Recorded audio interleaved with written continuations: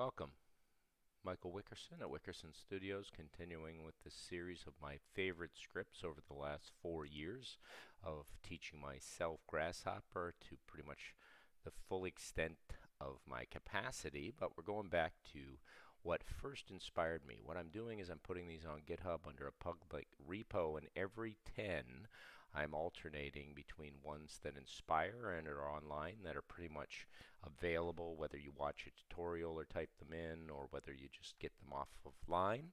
But what we're going to concentrate on right now is the rest of the kangaroo um, examples, and getting into my favorite person in Grasshopper, which is Daniel Christev, who inspired me the most, not even trying to, because of his computational way of appreciating scripts. So what we're going to do is we're going to jump in, and this is one that actually will come with the next series, number 61. We'll start it off, but it's a beautiful weave script that actually is woven in its node structure, very similar to how things are woven in the Rhino environment. And I find that very attractive as to how that's possible. Gathering information in this direction, in this direction, this direction, and this direction, weaving those together into this pattern, and then bringing both those patterns together into this pattern. And of course, it operates on any curve imaginable, and this one is just a simple parabola that's been stretched out.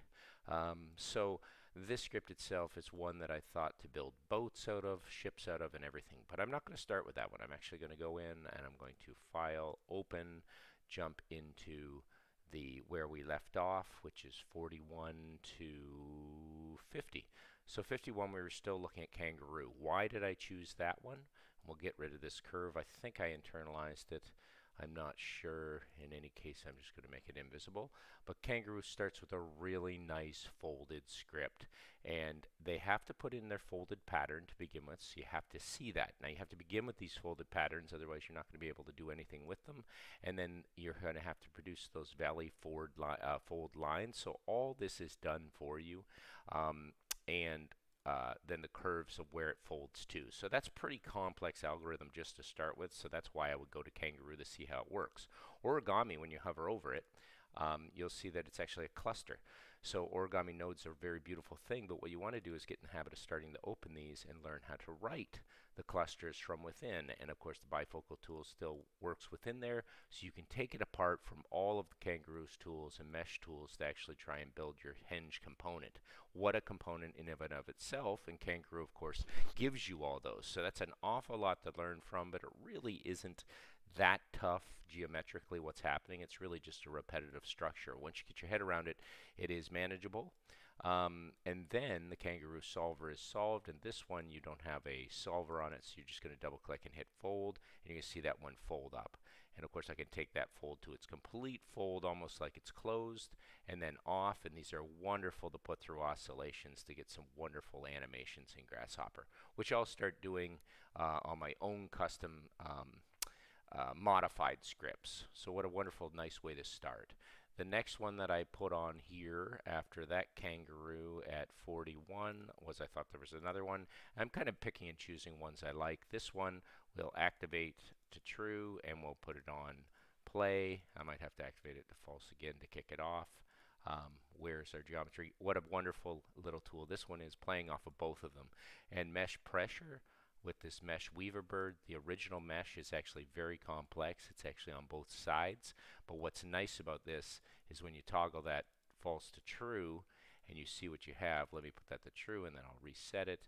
We'll take a look at the pillow when it's done, and we will set it, and here it goes. It inflates beautifully. So you can capture some inflation of scripts, but once again, kangaroo is relying on you being able to produce these meshes to start, and they're not simple. This is a 202 by 200 mesh structure, but they're worth playing with and modifying, which is really where people go with a lot of these scripts. Let's go down to kangaroo 3. This one is going to be, actually this one's kind of nice. It's a button to activate it, but let me get it on so the mesh is running.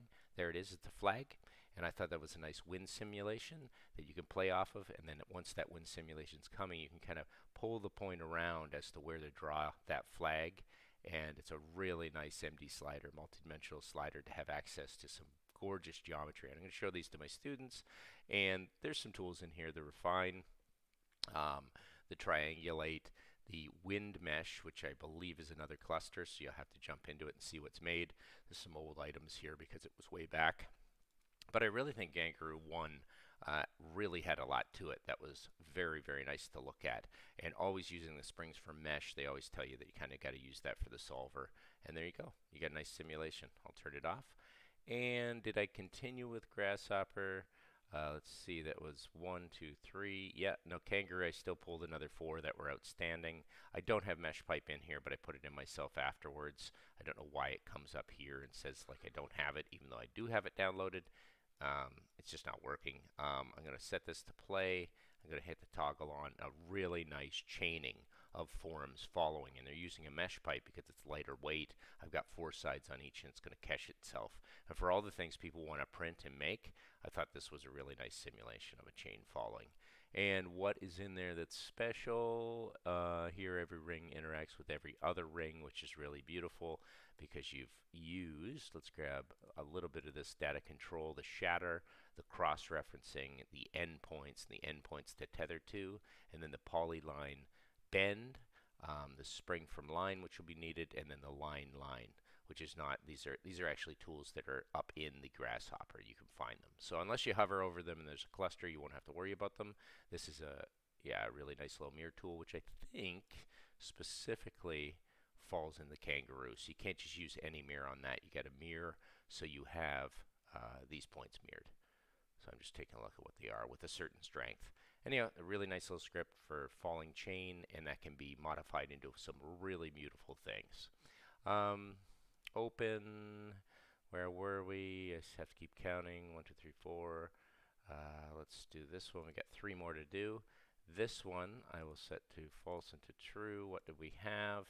Pull it out. This one's really nice, and it's just a flat mesh, like really simple to start, so nothing hard. I think this was one that people want to play with, and you'll see that I have this weird little point up here that I can rotate through all of the points, and they become the catch point for that scarf.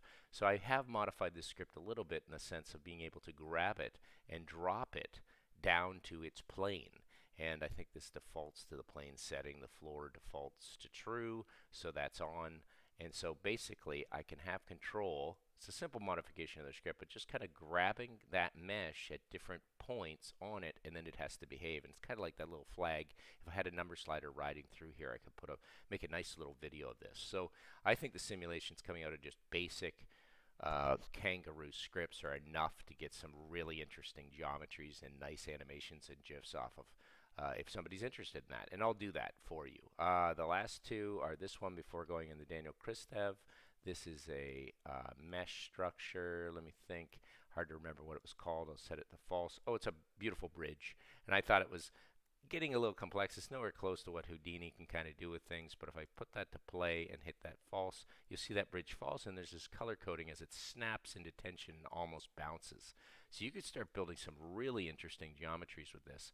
The curves are actually obviously fairly complex. You got to build the whole curve system. It's going to have its pivots at its endpoints. It's going to have its unit force coming down on them. But take these apart. Take a look at the vectors within them. Use your entwine data and use your explode tree. Don't use your merge, because that will actually maintain the data structures. And let's just do that again. Have it drop down very nicely. And of course I've got those nice colors to come off of it. When I put it back on here, I'll be able to see the colors in tension and direction. I think that's mainly what it is. The gradient is playing off of the vectors are driving that, at least I believe so, the angles. So let me just, change the colors. I want to have as many colors as possible, so I'm going to pull that down to indicating at the beginning, but not all the way to blue, somewhere in the middle. And then these numbers coming out probably don't get too high. That's why the range is going to red at such a low number.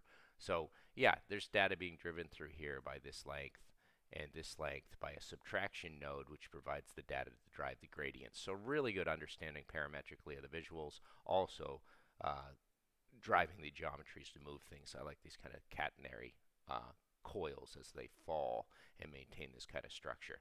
So really nice physics solver if you haven't used it in Grasshopper 1 before moving on to Grasshopper 2, which we'll do at a later date. The last one I think is here, and I'll open it up. And why did I choose that one? It's a drawing game, And it always draws the same thing at the current setting, but I really like it. It sends 3 balls into one another. You just take a look as it kicks off. And then these color codes follow the 3's paths as a trail, which is a nice node. So finding out where that one is, it's over here in Kangaroo as well, to draw your trailing, which I think is kind of cool. And then the power law is a tool that is hidden up here as well in Kangaroo, so you can follow that. The settings are basic, just following the floor plane again, and your points to start are just 3 points, and they're moving through this interconnect points, which actually draws a line continuously between the points. And then this one kind of twirls out the nowhere, and then I get bored of watching this video. But I think it's a nice kind of drawing machine, physics simulation drawing machine, based on orbits and things that kind of advanced from that.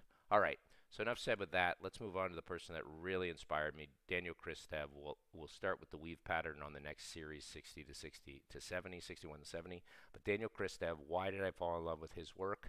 I have maybe modified this a little bit. He certainly got me into mesh pipe, which I really thanked him because mesh pipe became such a thing for me. Just from a basic curve, being able to match your parameters to your radii in count. And you can do this through gene pool, so this is done early as a multiple number slider, but I think most people would probably use gene pool for this and have a list of sliders, so I really need to update that to a gene pool, which I'll do an edit and make it match these numbers. Starts with this sense of this kind of form, just saying, okay, we got a curve, let's make a polyline out of it, but this is an open polyline. Map the surface is a nice tool, and I don't even remember where that one is. That's in transformations. I never really used that in morph. I think it's the only time I've ever seen it used. But maps the surface a triangular pattern that's created down here. So it maps that surface here. And then he starts to blow those things apart. Has to do a little bit of culling of one bit of information. I'm wondering why. It's probably that vertices list has a 0 count or something at the start. He does an average to find the centroids of things, which is really nice. I like his arithmetic mean techniques. Explodes the form as well, uses the arithmetic mean again, shifts the paths a bit, draws a line between them, and uses a remapping with bounds and a domain to take those and move those. And then he's doing an edit surface on each one, so he can grab control of that, deconstructing that plane, move it in that vector, and he gets this nice little shift. He uses this later in the weave pattern, but it allows him to lift and lower these forms to build solids on one side and on the other side. So when he closes them up, they're actually these really nice forms that you can play off of, thicken them if you want, and thin them if you want. And it's all been mapped to the surface. And I'm pretty sure he took this off of an exercise of these triangular kind of opening windows on this large structure. But this will follow any curve, and I think that kind of goes farther into why Daniel Kristev is such a genius. The next thing that I took from Daniel Kristev, I pretty much would show everything if I could. I fell in love with this, a sense of range, a sense of equation, playing through the math function node. Yep, variable expression node, which you have to change your variables coming in. You can't leave them as variable x or else they'll read as variable x. So you have to change that to x, y, and so on. And then you got a nice curve. And you got a really nice control over that curve. And what's nice is I can throw that through its oscillations. I can make it longer. I can take it through its pi and make it move like it's actually behaving like a sine curve as it moves. And then you can just change up your scripts as easy as you want by changing your script within the expression node and retype it. You can use all these wonderful things here, and Daniel goes into full detail on that. So I fell in love with that when I first saw it, and I really haven't advanced my mind past that. I just continually keep using that. The next one for Daniel Kristev, 1, 2, 3, and the last one I'm going to show before the weave is he went in and he demonstrated that this pattern can be drawn, the circle itself, by understanding the equation of a circle, which I thought was just fantastic as we're changing the size of that and playing through its rotation to open and close a circle. He shows how to make a circle. What a genius. Then he shows how to make a helix. Another example of his absolute genius. Let me get my correct ones for its rotations. Then he goes on to show that online you can find this crazy formula in the y and z direction to produce hearts. I think that's just hilarious that he did that. And as you look down on it, you kind of get this compiled heart as it continues to iterate itself and flow through its rotation from 1 heart to 2 to 3. And what he does in the end, which is absolutely outstanding, is he grabs the scripts of what it really means to produce a sphere. And he computationally takes right here his, let me take this rotation. He starts with what a sphere is becoming. It is a surface growing out in its UV directions. And all credit to Daniel for figuring this out. Such a beautiful script that we're going to close that form, cross over, reinvent the southern hemisphere of the globe, and then fold that globe up over itself and close it again. And of course, you can continue with this and keep wrapping it. And it's like a really nice little project to fabricate if you think about what a sphere is computationally and how it's created by multi-dimensional, more than one domain.